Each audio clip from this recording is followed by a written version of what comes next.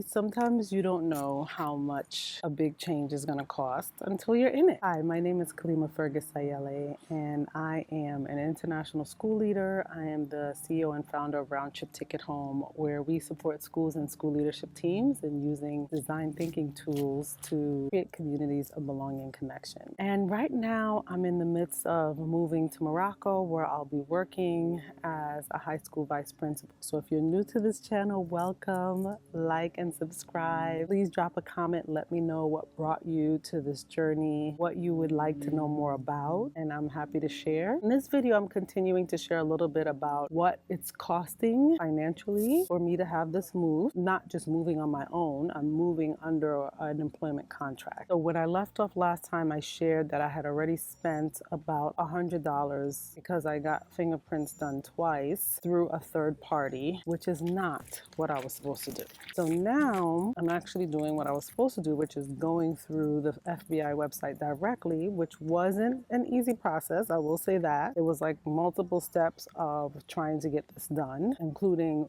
multiple calls to FBI customer service. So there's a reason why these third parties exist, right? Because they're easy. It took 5 minutes for me to do the third party. It's just not what I needed to do. So I'm going the other route now. In addition to that, which is, I think it's going to be $68, I was told. In addition to that, I do have furniture that I need to move from where I am to where it's going to be stored. That's going to cost me about $900 roughly to move. Let's just call that moving and storage total. The space where I'm going to be storing my furniture or my belongings is a basement. So I did buy dehumidifier for the space. So that was another $200, $1,100. I'm not shipping anything. I am bringing excess baggage with me. So excess baggage, let's just roughly say $200 per suitcase. I have 2 bags included with my ticket. My ticket is covered by my employer, so I didn't have to pay for that. But obviously, if you're moving on your own, you would have to cover your own airfare. 2 bags are covered,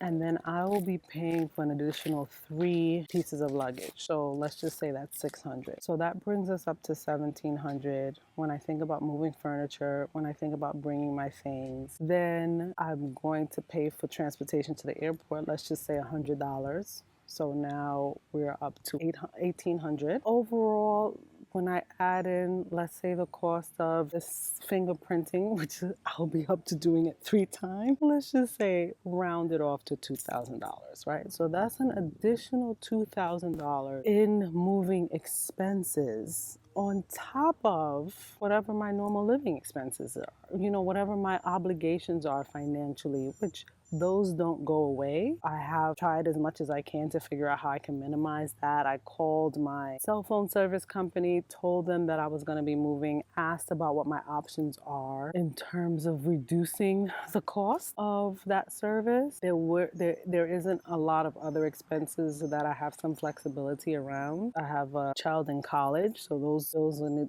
continue to be paid, and I'm just going to assume that on that side, when I get to Morocco, it's going to take a while to set up banking. It's going to take a while to figure out how to transfer currency. And so I just want to give myself another buffer of another month. So really having the equivalent of 2 months worth of US obligation finances on hand so that I'm not worried about being able to transfer money right away. And that's really how I'm thinking about financial situation. And then when I get there, I'm also going to want to settle in, right? There are things that I'm going to need for the apartment. I'm just estimating roughly around $1,000, which my employer will give me. So I will be able to get $1,000 as a moving in allowance or settling in allowance. And then they will cover the cost of the excess baggage. So I'll get that money back on that side at some point, right? But I still have to have the money up front to pay. And then you never know. I mean, sometimes even at the airport, my carry-on luggage was too heavy. They had a weight limit on my carry-on bag. And so I still had to check that. So you just have to be prepared